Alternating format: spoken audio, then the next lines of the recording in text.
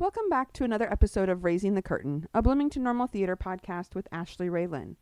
On today's episode, we will be interviewing Matt Drat and Maggie Borkholder. Hello, everybody, and welcome back to Raising the Curtain.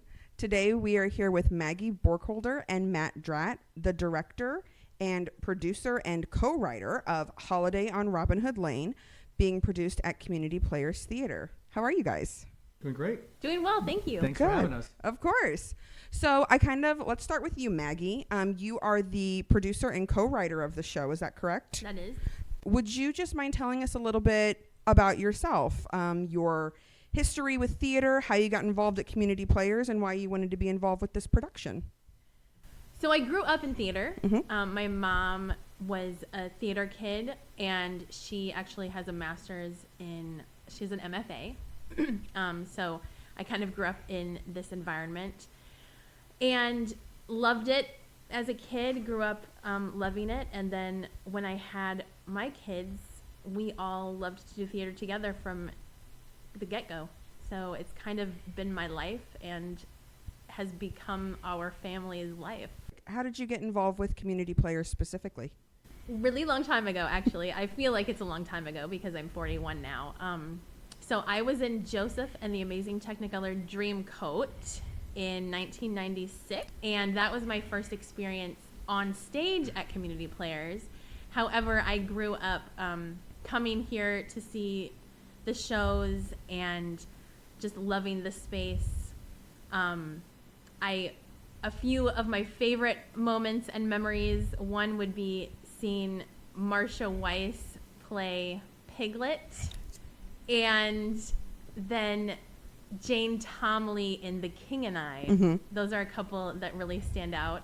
I also was lucky enough to have Bruce Parrish, the current president of our board, as a fifth grade teacher.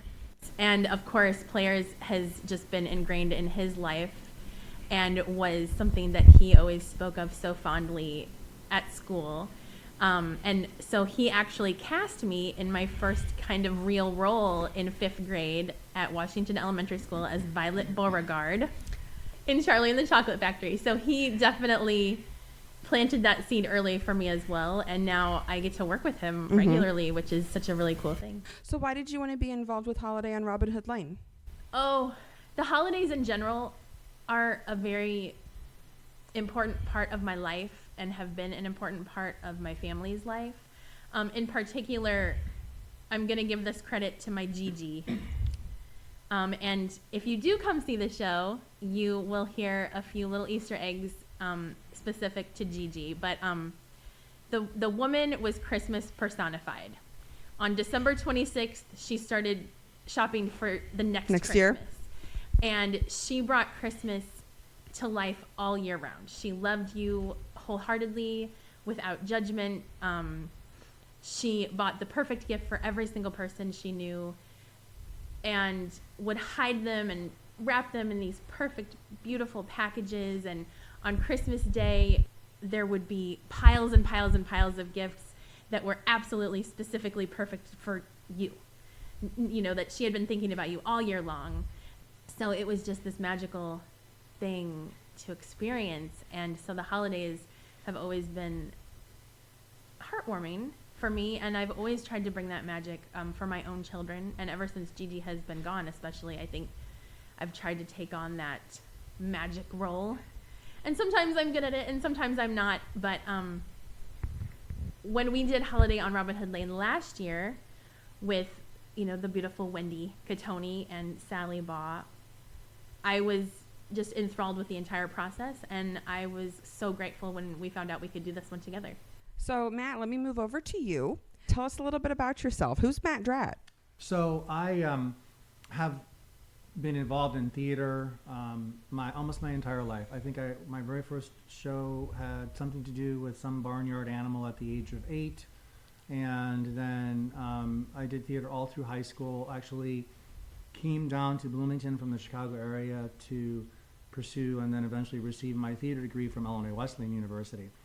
The funny thing is that the only time I've ever actually done anything with theater is in my relationship with two organizations in this community, one being Community Players Theater, and the other being the summer shows out at Miller Park. I've never done professional theater, but in my role of kind of my day job, storytelling is something that's very important to me. And so I believe this show, Holiday on Robinhood Lane, is has a perfect story. It's not about perfection, but the story is about the thing that really connects us as human beings, and that's family. In like what I like to say, in the good, the bad, and the ugly. So I've been involved with Community Players Theater since the 1999-2000 season, and I hadn't done theater for ages, and I came and saw a family friend in that year's production of Dan Yankees, and I said, ooh, I remember being able to do that stuff, and that was a lot of fun. And then I was in my first show in the spring of 2000 with many Community Players Theater regular, and that show was MASH. Very, very funny, and had a lot of fun. So when the opportunity came to do this show, I think Maggie points it out, the holidays is something special to me as well. Growing up, my family, and being able to work with an amazing group of people, both and from a production staff perspective and from a cast perspective, was really it was a privilege. My next question was going to be, why do you guys do theater? But it sounds like the majority of it is rooted in your families, you with Gigi. But is there any specific reason outside of that why you do theater, or what kind of draws you to it?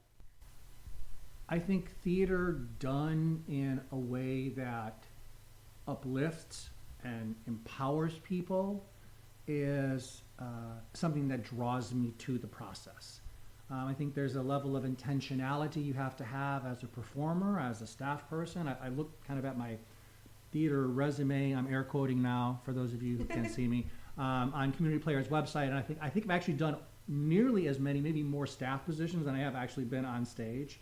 And so being able to create something in collaboration with others then that you can share with an audience, I think that's a rare, it's a rare occasion when all of the pieces fall into place where you can really make something glorious.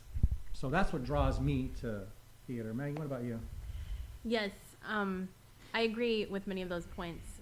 For me, that moment when everything comes together and you have worked for months with beautiful, beautiful people, and it has been hard. There have been ups and downs and tears and big feelings, and new friendships and old friendships. And I mean, it encompasses kind of every aspect throughout the process. And that moment when everyone shines and you're bringing joy, and you see that joy, just the glimmer of it in the audience, I think that moment is why I love it so much. Matt, can you tell us a little bit about your vision for the show? Well, I mean, let me start out by saying that it is not a singular vision. And that is one of the things that when you, as a potential director at Community Players Theater, you have to put in an application. And that application is reviewed by the Board of Governors. And so part of what I talked about in that application really was this concept that I call co-creation. Yeah, sure, my name has got director, comma, next to it, but that only means that I have the opportunity to create with other people. And that is, I think, what the vision really is. I think one of the things that I knew we wanted to do was to create an original script, and that harkens back to the original Holiday on Robinhood Lane back in the mid to late 80s. And I wanted to bring that back, and I knew Maggie had a ton of experience creating original scripts from the work that she has done in the community, and so I knew that we would be able to imagine something that would be really, Maggie talks about bringing that joy to everybody involved. And the other thing that I think was very important about this was that I wanted to make sure that people understood that there's lots of different kinds of holidays, and there's lots of different kinds of families. And that is great. Let us celebrate that. Let us learn from those lived experiences of others. And so you will see that in the script that Maggie has written. You will see that in the songs that we have selected. And you will see that, I think, in the culture that we will create in the experience that the audience will have. I'm a big believer in not just like breaking the fourth wall, but like destroying it utterly. And so there's a lot of interactivity, an experience that will bring the audience into the home on Robinhood Lane, which the story is that it is a home on Robinhood Lane where the neighborhood, the community gather for all celebrations, but this is the one for December holidays, and they gather together as they always would in December holidays. And Maggie has written a script that I think captures the essence of that, multicultural, multi-generational, without checking the boxes of like, hey, I got to make sure that everybody's represented, because that is a false representation. Maggie, I would say you've created something that is a true, I think, picture of our community in maybe the way it should be, as opposed to perhaps the way it is. It's a big lift, but I think we've accomplished some of that. Maggie, do you want to talk a little bit about your writing process, kind of what you went through in creating the script, what you were pulling from, and all of that? So many months ago, when Matt and I found out we got to do this show, we put giant Post-it notes up in our house and just started writing on the notes. These are the songs we think we might want to do.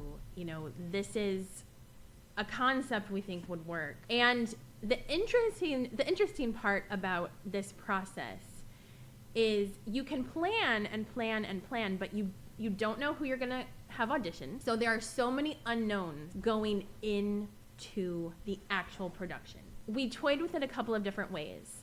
Are we going to write a script first and then cast to the script? Or are we going to wait and see who we have to work with and then write the script? And we chose the latter. So we had ideas, we had concepts, and we had many song lists. But it really wasn't until the night of auditions that we could actually see these things coming together. Mm-hmm. So as soon as we put out our cast list, and we were really able to start checking music for licensing, were we really able to make a big picture happen. And from that big picture, after a week or two of getting to know some of our cast members, because we have many new faces. You have a lot of new faces in this show, which is very exciting, and it's been very beautiful to incorporate them into some of the CPT regulars. It wasn't until a couple of weeks in that I was really able to dive into my computer, because I wanted to get to know them, and I wanted to really feel from them what this show really meant. And we have some amazing personal stories in this show. People who were on their deathbed a year ago and came out to audition because they are ready to live life again.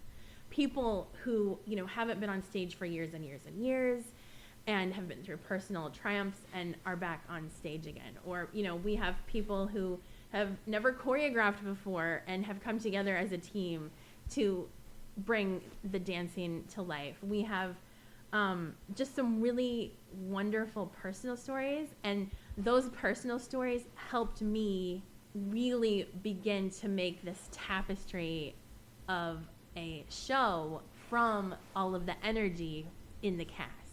Well, and that's kind of where the theme of this year's production really kind of coalesces around. It's the name of the show officially is Holiday on Robinhood Lane, but the subtitle, if you will, or theme of the show is called Memories of Home. And I remember sitting in the first gathering, and we were very fortunate to be able to work with our neighbors right across the street at Community Players Theater in Moses Montefiore Temple to have our off-site rehearsal space. But we spent that meeting listening to people's memories of family, of celebration, and many of those are incorporated into the script. So, people's lived experiences are part of the tapestry that Maggie has woven into the story. There are a lot of firsts too, right? First time people on stage, or first time, being back at Community Players after a long, but some people are doing things together in numbers and in scenes in the show where they've never had that opportunity to do anything together. So there's a lot of those kind of firsts too. Another part that Maggie was really amazing about, it's a great story to listen to, is the incorporation of our youth company. And working with young people is not for everybody. That is a reality but I love it. It's definitely one of our favorite things. 8? We have 8. We have 8 young people in our youth company, and that you'll see in the script and on the website. There's not named roles. People are their names. Terry, Rich, Joe, Scott. There's adult company and youth company, and the youth, I think they're teaching us adults so much about the real meaning of family and celebrating life as a family. And their families. And they are families. Their families, the youth ensemble's family members have been welcome at every rehearsal. And that has created such a beautiful, cohesive family environment for us, because we have the grandmas or the aunts and the moms and the dads and the grandpas, coming in, observing, helping with the kids. Some have even stood into choreography if we were missing someone that day. Like, it's just been this beautiful experience to see everyone bond and experience this together. It's always interesting to me viewing the holidays through the eyes of a child, because it's so different. I know as I've gotten older, I get so focused on my budget of making sure I can get everybody gifts. I mean, my favorite holiday movie is Polar Express, and that movie still makes me cry. And so I bet that was a really cool experience to get to witness that, seeing that through the eyes of them. It really was, and the idea of community theater is just that. It is not just a theater that's in the community. It is a theater that is a community. And that is really, I think, what we have endeavored to do in this show, in every single thing. Now, again, imperfectly, because we're all just trying to do the best we can. And Maggie said this earlier, it is hard. I think the norm now, when it comes to producing and directing shows on a community theater level, is you are not going to be able to ever really start at Act 1, Scene 1, because just conflicts are so and numerous. And illness at any time of the year, but especially around the fall. I think that has been a challenge as well. And, at Community Players Theater, running 3 shows nearly simultaneously. We just closed on Fiddler, and Holiday on Robinhood Lane is tucked into this little sweet spot here in the December time period. And 12 Angry Jurors is in rehearsal, opening after the first of the year. And so there's a lot of things that had to be managed. And so creating a culture of understanding and collaboration and patience, that's hard. I was actually about to ask what the challenges were, since it's part of the season, but it's not part of the standard 6-show season. So we are doing this interview on Sunday, November 26th, and this is going to be your first day in the theater. So you have, about 9 days actually on the stage. So how have you worked with doing stuff at the Temple, which we're always grateful for the Temple. They allow us to do so much there. And now loading everything in and getting them on stage. What was your process, and what's that been like for you? It's just starting. Yeah, I was going to say. Hard to say. Last year, I believe we had a decent picture of how this would occur, because Matt and I were both involved in Holiday on Robinhood Lane last year, and I was the set designer for that show. I knew, kind of coming into this experience, that we would have some major time limitations in our actual space.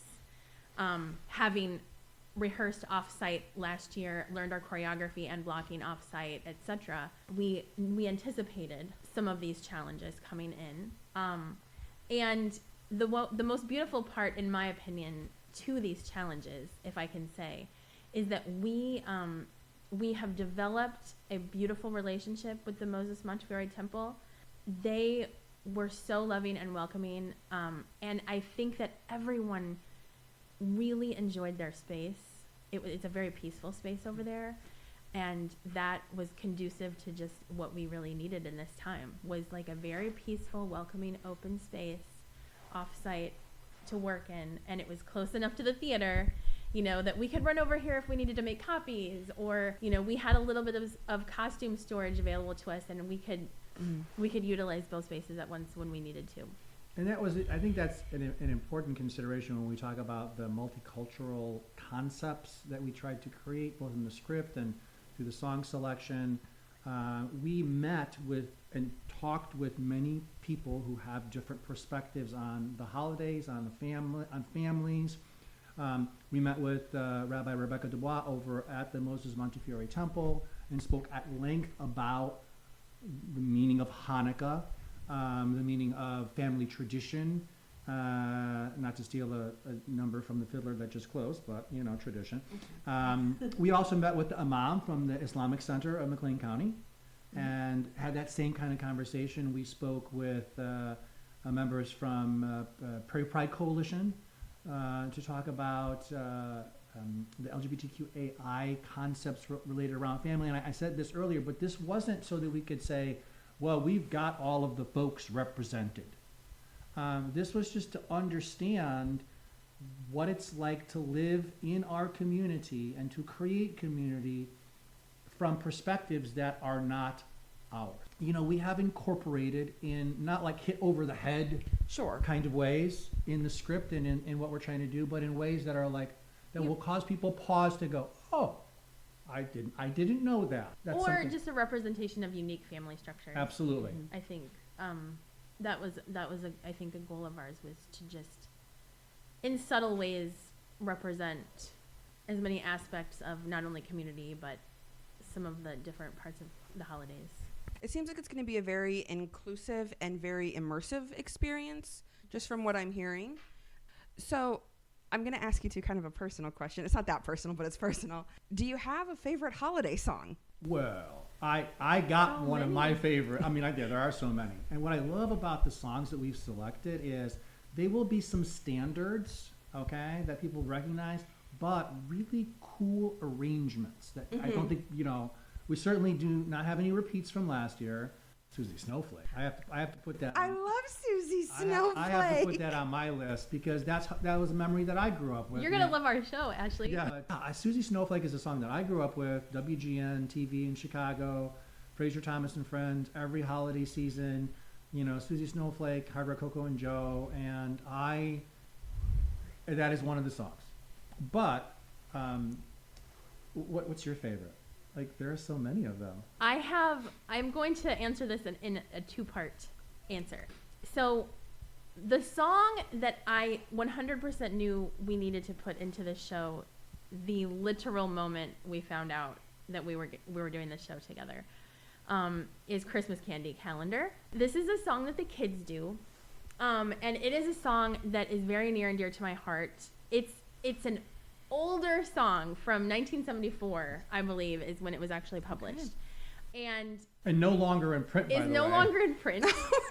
So, getting the music again for this song was a very interesting experience.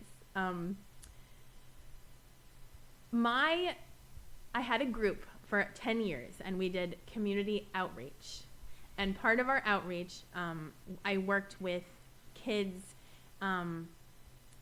Mostly who had neurodivergence, and we spent 10 years going out into the community and taking music and theater into spaces where people maybe would not generally be able to access theater. We worked in several nursing home settings. We worked with Home Sweet Home Mission, and we worked with Mark First, to name a few. And this calendar song was our go-to Christmas song. So it's a fun one for the kids. It's a fun one for the audience.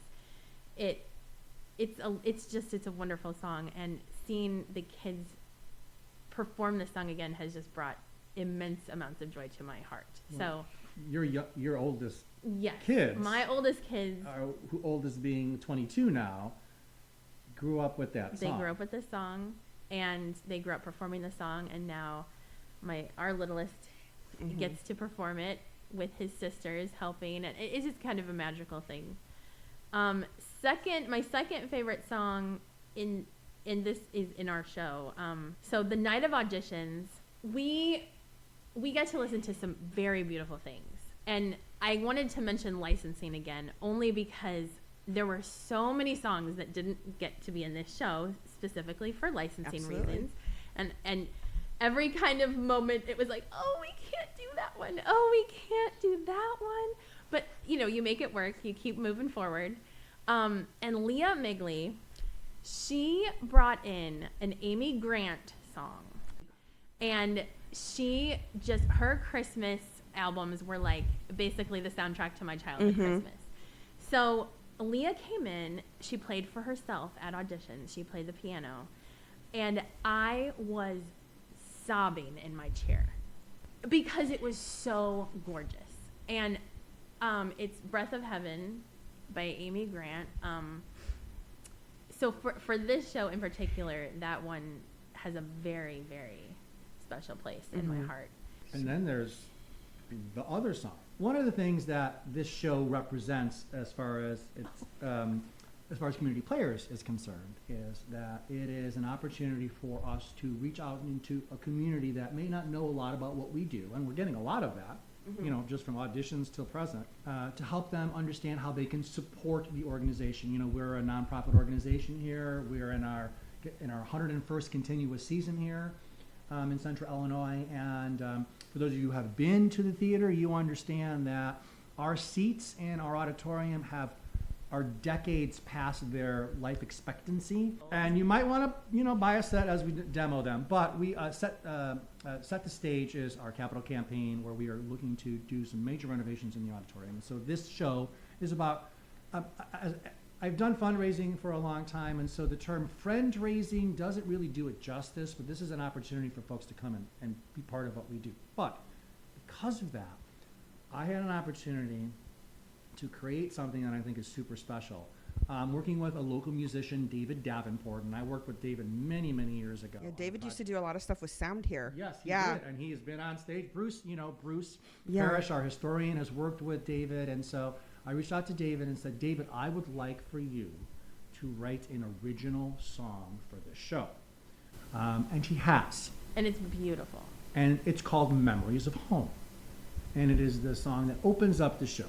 And it is a gorgeous song. It is beautiful. It is, honestly, talking about an experience of co-creation, there was a point in time when you as a performer were able to collaborate with a composer in real time to create this song. And it was amazing. I don't think anybody's really had an opportunity to do much of that. And so we're doing this in the show, and it's going to be great. But one of the things that we are also going to be able to do is we're working with a bomb site recording studio here in the Bloomington-Normal area to help us record the song professionally, kind of like a little mini cast album.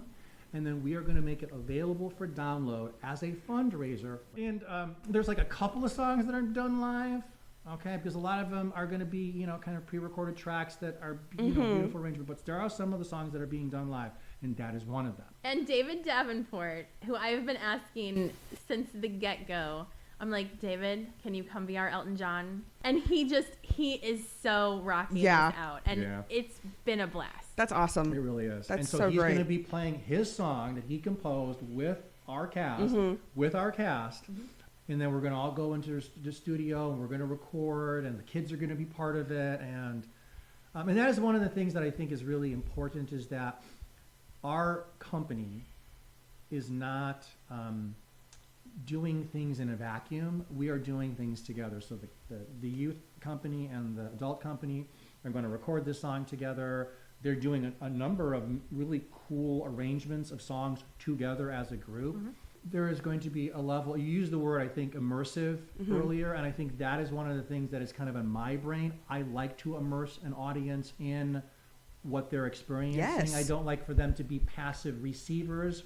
As we spoke about how we sing to the audience, okay? I said we're not going to sing at the audience. We are singing with and for the audience. And so there is there's just a level of interactivity that I think is going to be great. And so Memories of Home, which is the whole idea behind this show.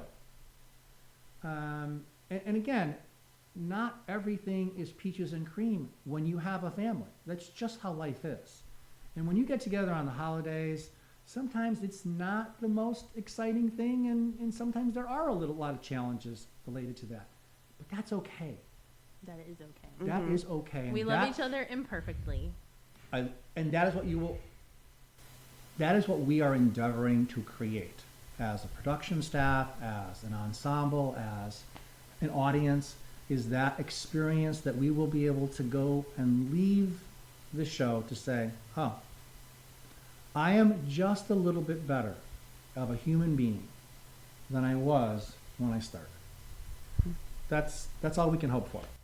Yeah. And have so much fun too. That's the thing. Kids are going to have a lot of fun. Adults are going to have a lot of fun. You know, Maggie talked earlier about, we have grandmas and grandpas and aunts and uncles and adults and kids. And I mean, that is the audience we want to come and see Holiday on Robinhood Lane, Memories of Home. That it is your show. It is literally your show to come and buy a ticket. And we are very grateful. The town of Normal, through the Harmon Arts Grant, has allowed us to create a price point for the tickets that I think is extraordinarily accessible. $10 for adults and $5 for kids ages 10 and under. There's so many things to do, and sometimes it's hard to choose.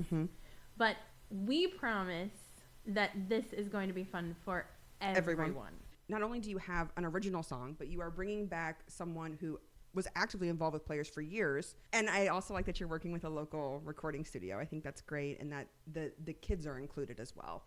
Is there a particular moment in the show, and it might be one of those songs you mentioned, like Susie Snowflake, but do you have a particular moment in the show, if you're comfortable sharing, that you're super excited for audiences to see or that you really enjoy? I'll go first. So there's a portion of the show that was kind of modeled after the Vagina Monologues by Eve Ensler. And I was fortunate enough to be cast in the Vagina Monologues at ISU in 2005. And so her stories have always held really close to my heart, just kind of that vulnerability.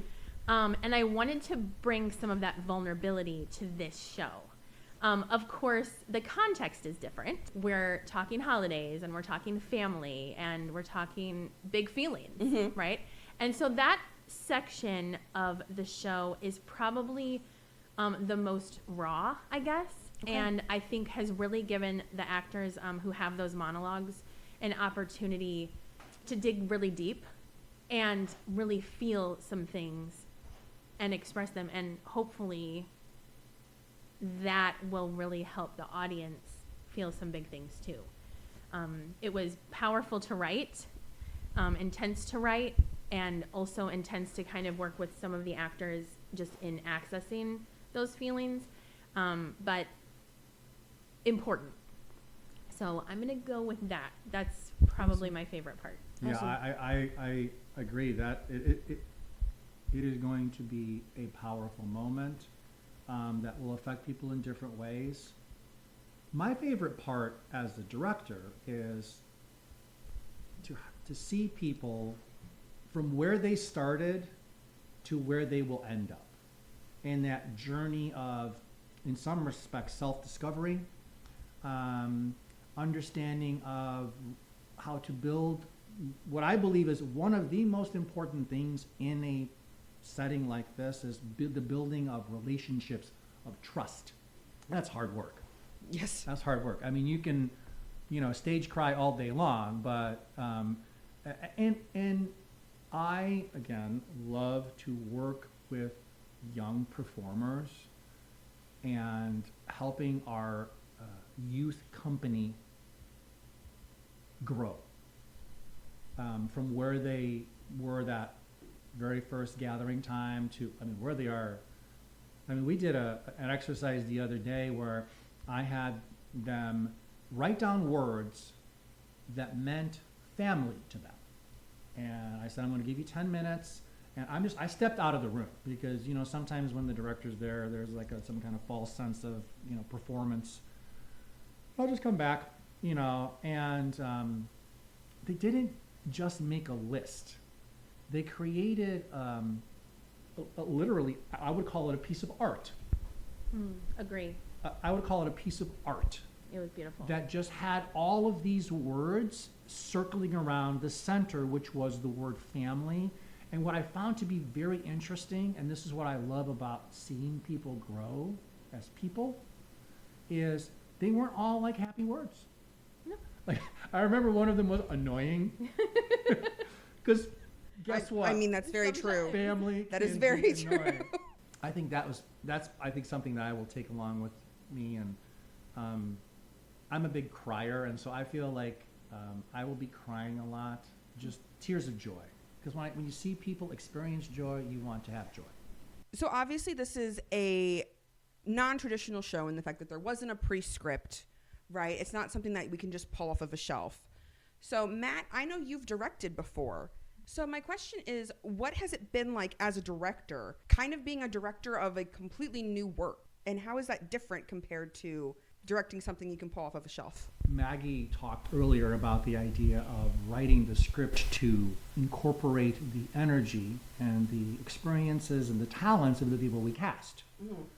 So you don't get that 4 weeks ahead of auditions and be like, oh, hey, here's some sides and I'm going to be able to start, doing some little bit of blocking in my head.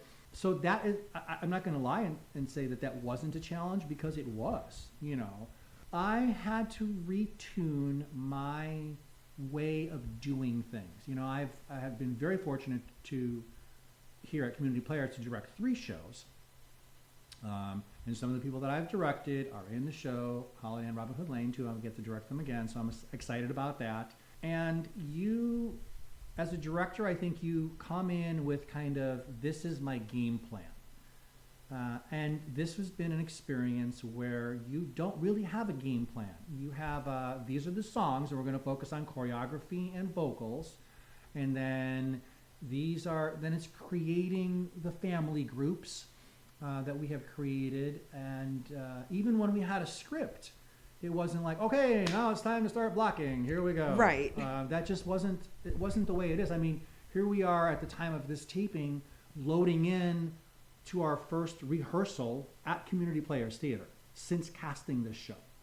And the show opens on Thursday, December 7th. So, I think you mentioned earlier, 9 rehearsals. So that's extraordinarily stressful as a director.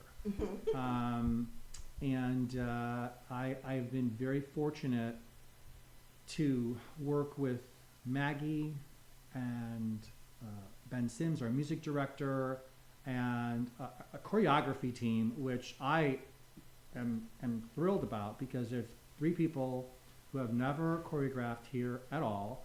A couple of them have never choreographed to this extent ever. And then I got my, tried and true, Dan Virtues are helping Maggie do lighting design, and, Jennifer Bethman's doing props, and Judy Stroh's, stage managing. Judy's also our assistant director. So, we created a team that I think was amazing. But it's not linear. It is not linear at all. And I am kind of a linear guy. I think sometimes you struggle in an environment that you're uncomfortable with. But I was able also to share that with people, to say, I know you as a company also are going to be uncomfortable, because I can't give you a script. I can't say, here's your lines, memorize those, here's your blocking. It's all going to, a lot of it, honestly, had to occur within the process of building relationships. There's people who are your family, there's people who are your friends, and then there's your friends who are your family. And I think that is what we try to do here, is to create friends who are ultimately going to be part of our family. And that also includes the audience. A lot of grace and patience has been given and received from everybody to everybody in this process. And I'm very grateful for that. So Maggie, I know we talked about your script writing process and what you did to prepare and create the script. Just looking at the staff list, I know you had an assistant playwright, Marsden, who has done a couple of shows here. I'm just curious, was that kind of like a teaching thing for you two? What was it like having an assistant writing the script? So most of the script was actually written by me. And Marsden and I, we would bounce some ideas off of each other. He's a wonderfully talented young man, and he is graduating high school this year. He's heading into television and film. He's going to school out of New Jersey, so we're infinitely proud of him. And the one thing about Marsden that I knew I could count on was some comedy. Yes. I'm not really a funny lady, and I self-proclaimed. I concur. I'm pretty serious most of the time, and I take things very seriously. I'm very loving. If you need a hug, like, I'm right here. I will cry with you. I will cry for you. But when it comes to bringing the laughs, that's not my thing. So I knew I needed someone to help me with that. This is in no means a comedy. There are so many emotions in this show. Hopefully we hit most of them. I knew I needed Marsden to bring a little bit of funny, and that is what he has done. He has written a fabulous bit for Duncan and to my son Duncan. They play the conductors in our Polar Express. So they are doing a funny little bit, and that is where Marsden was able to shine, was in that comedy bit, and I'm very grateful for him. Yeah, definitely. I asked Marsden, as he was originally considering what this bit was going to look like, I said, I would like for you to YouTube search a comedy bit by Abbott and Costello called Who's On First? And so it has that kind of vibe to it. It really does. Yeah, That's a great reference. It's A lot going of to people be are going to so know that. fun. Yeah. So. And if you've ever seen Duncan or Marsden on stage, you know it has to be funny. Yeah. I think Marsden, and I would even consider this with Duncan too. I was always told, even when you're doing dramatic pieces, find the humor in it. Because while we might be in a serious situation, sometimes you just have to laugh and you have to look on the bright side of it. Yes. And I think those two individuals are very good at that, finding the humor in pieces like that. Is there anything else you two would like to add about why we should come see Holiday on Robinhood Lane? Maggie said this earlier. There are a lot of things to do around the holidays. December is chock full, not just of holiday-related stuff for your family, but performing arts experiences that you can go to, And so why come to Holiday on Robinhood Lane, Memories of Home? Because the story in the show is about you. It is about what you have done in your life.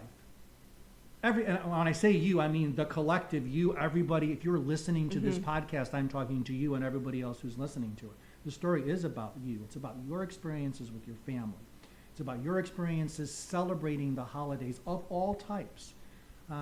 It is about remembering all of the nuances of what it means to be part of a family. And it is fun. At the end of the day, this show is, you're going to leave this show saying, man, I had fun.